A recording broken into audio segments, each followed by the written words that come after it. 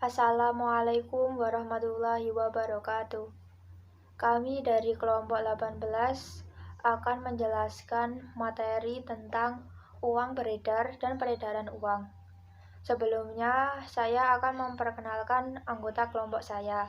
Yang pertama ada saya sendiri, Sri Wahyuningsih dengan MPM 20 10 10 30 68 dan teman saya Dewanti Wahyusiwi dengan MPM 20 10 10 30 66. Jumlah uang beredar. Untuk mencari jumlah uang yang beredar itu dicari dengan rumus M sama dengan C plus D.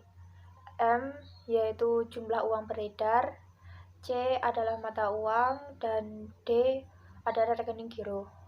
Pada bab ini, kita akan lihat bahwa jumlah uang beredar ditentukan tidak hanya oleh bank sentral, tapi juga oleh perilaku rumah tangga, yaitu sebagai pemegang uang, dan juga bank sebagai tempat di mana uang disimpan. Jumlah uang beredar. Untuk memahami jumlah uang beredar, kita harus memahami interaksi antara mata uang dan rekening giro dan bagaimana kebijakan bank sentral mempengaruhi dua komponen jumlah uang beredar ini. Perbankan dengan cadangan 100%. Deposito yang diterima bank tapi belum dipinjamkan disebut dengan cadangan atau reserves. Misalnya semua deposito disimpan sebagai cadangan. Bank menerima deposito, menempatkan uang dalam cadangan, dan meninggalkan uang sampai deposito melakukan penarikan atau menulis cek. Dalam sistem perbankan cadangan 100%, semua deposito disimpan dalam cadangan, sehingga sistem perbankan tidak mempengaruhi jumlah uang beredar. Contoh neraca bank cadangan 100%.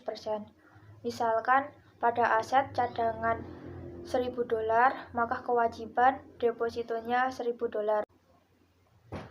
Perbankan cadangan faksional. Sepanjang jumlah deposito baru hampir sama dengan jumlah penarikan, bank tidak perlu menyimpan semua depositonya dalam cadangan. Catatan, rasio deposito cadangan atau reserves deposito rasio adalah bagian deposito yang ditarik cadangan. Cadangan berlebih atau excess reserves adalah cadangan di atas cadangan yang dinyatakan. Perbankan cadangan faksional atau fractional reserves banking, sistem di mana bank hanya menyimpan sebagian depositonya dalam cadangan. Pada sistem ini, bank menciptakan uang. Contoh neraca bank cadangan faksional, yaitu misal aset cadangan seharga $200, pinjaman seharga $800, maka kewajiban deposito seharga $1.000. Mari kita lihat bagaimana uang tercipta. Lebih dekat dengan penciptaan uang. Asumsikan tiap bank menjaga rasio deposit cadangan, reserve deposit rasio, pada 20% dan bahwa deposito awal sebesar $1.000. Berikut adalah neraca freeze-back, neraca second-back, dan neraca trade-back.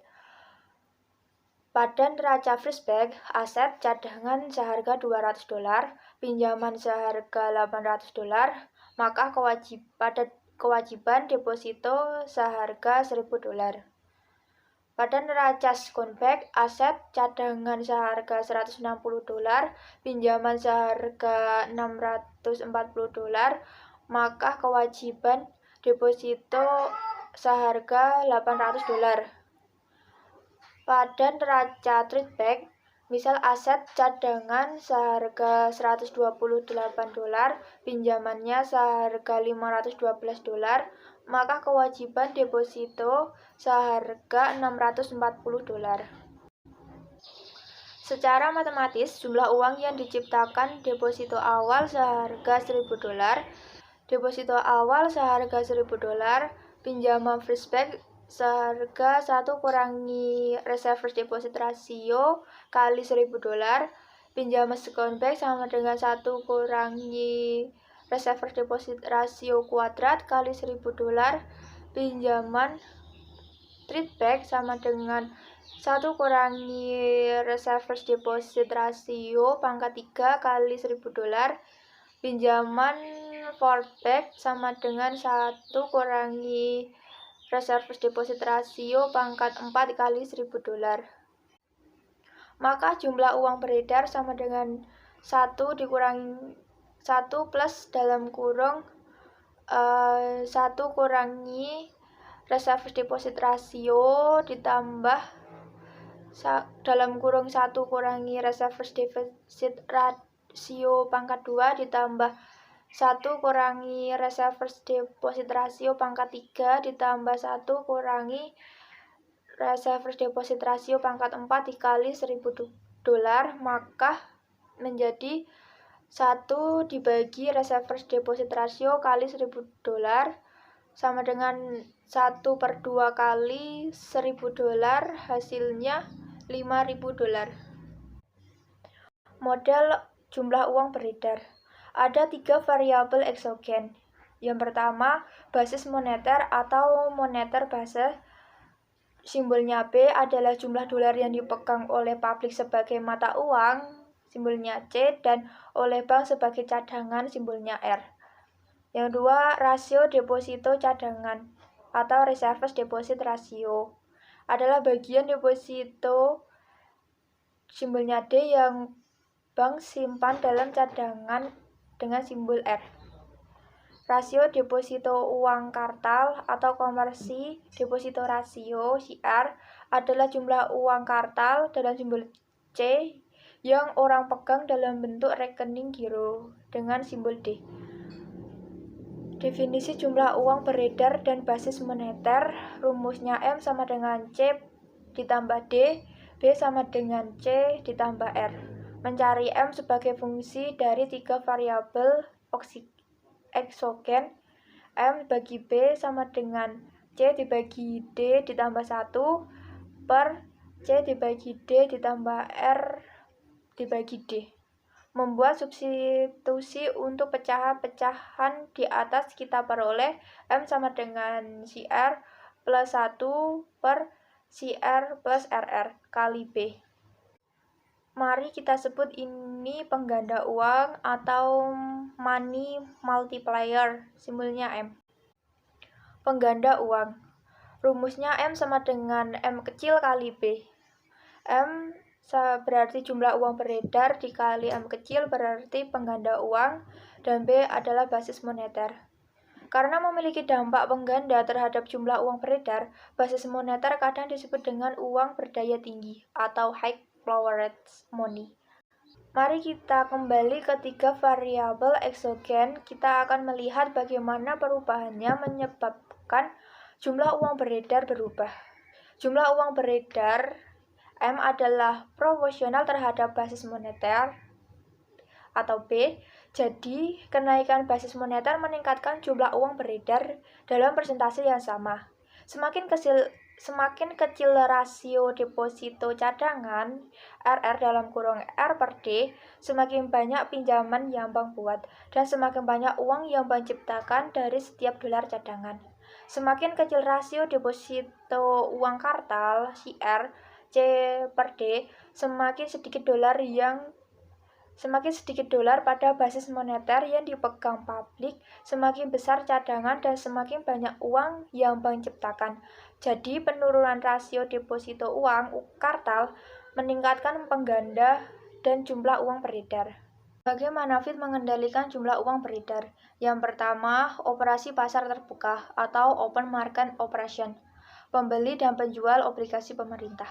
Yang kedua, persyaratan cadangan atau reserve requirement, instrumen yang paling jarang digunakan. Yang ketiga, tingkat diskon atau discount rate, di mana bank-bank anggota tidak memenuhi persyaratan cadangan bisa meminjam dari permintaan uang. Teori klasik permintaan uang menurut kuantitas uang M per B kuadrat D sama dengan KY, di mana K adalah konstanta mengukur berapa banyak yang orang ingin pegang untuk setiap dolar pendapatan. Teori Keynesian tentang permintaan uang. Lalu kita mengadopsi fungsi permintaan uang yang lebih realistis, di mana permintaan untuk keseimbangan uang real bergantung pada I dan J. M per P kuadrat D sama dengan L I Z. Teori portofolio dari permintaan uang ini menekankan peran uang sebagai penyimpanan nilai. Orang menyimpan uang sebagai bagian portofolio aset mereka. Intinya, uang memberikan resiko dan pengembalian berbeda dibandingkan aset lain. Uang memberikan pengembalian nominal aman, sementara investasi lain bisa turun baik secara real dan nominal. M per P kuadrat D sama dengan L RS, RB, NE, dan W, di mana R adalah pengembalian yang diharapkan di pasar saham, RB adalah pengembalian yang diharapkan pada obligasi, NE adalah tingkat inflasi yang diharapkan, dan W adalah kekayaan real. Teori transaksi dari permintaan uang ini menekankan peran uang sebagai media pertukaran. Ini menyatakan uang adalah aset yang didominasi dan menekankan orang memegang uang tak seperti aset lain. Untuk melakukan pembelian ini menjelaskan mengapa orang memegang ukuran uang yang sempit seperti mata uang atau rekening cek. Model manajemen kas Baumol-Tobin. Biaya total sama dengan bunga yang hilang plus biaya perjalanan. Biaya total sama dengan N per 2N plus Fn. Hanya ada satu nilai N yang meminimalkan biaya total, nilai optimal, dan N dinotasikan N kuadrat. N kuadrat sama dengan IZ per 2F. Pemegangan uang rata-rata sama dengan J per 2 kali N kuadrat sama dengan JF per 2I. Biaya memegang uang, bunga yang hilang, biaya perjalanan ke bank, dan biaya total bergantung pada jumlah perjalanan N. Salah satu nilai dari N dinotasikan N kuadrat, meminimalkan biaya total. Salah satu implikasi model Baumol-Tobin adalah bahwa setiap perubahan biaya tetap pergi ke bank F menggunakan fungsi permintaan uang, yakni mengubah kuantitas uang yang diminta untuk tingkat bunga dan pendapatan tertentu. Kesimpulan, rumus akar kuadrat model Baumol-Tobin menandakan elastisitas pendapatan dari permintaan uang sama dengan setengah. Kenaikan 10% pendapatan akan menimbulkan kenaikan 5% permintaan keseimbangan real. Nyatanya, sebagian besar orang punya elastisitas pendapatan yang lebih besar dari setengah dan elastisitas bunga lebih kecil dari setengah. Tapi, jika Anda bayangkan dunia dengan dua jenis orang, pengikut model Baumol-Tobin dengan elastisitas setengah, yang lain punya N tertentu. Jadi, mereka punya elastisitas pendapatan 1 dan elastisitas bunga 0. Pada kasus ini, permintaan keseluruhan seperti rata-rata tertimbang permintaan kedua kelompok, elastisitas pendapatan antara setengah dan 1, dan elastisitas bunga antara setengah dan 0, sebagaimana bukti empiris tunjukkan. Inovasi keuangan Nermoni dan kematian agregat moneter. Aset dikelompokkan ke dalam dua kategori. 1. Uang. Aset yang digunakan sebagai media pertukaran dan penyimpanan nilai mata uang rekening cek. Aktiva yang segera dapat diuangkan. Nermoni.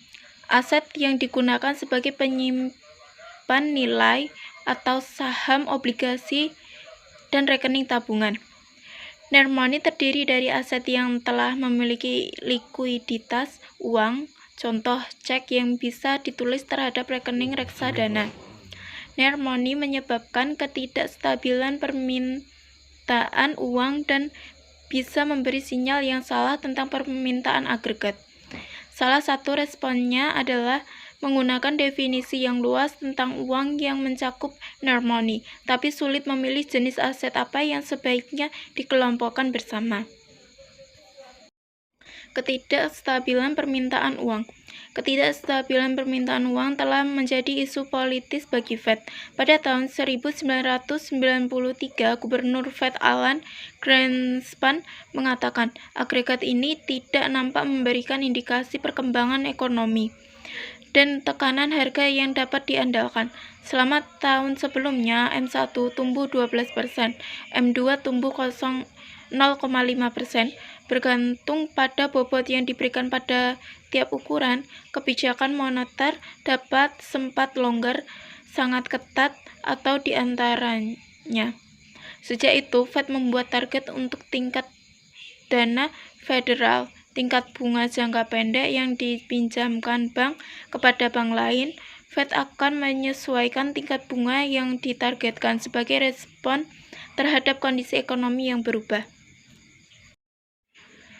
Terima kasih, sekian dari kelompok kami. Wassalamualaikum warahmatullahi wabarakatuh.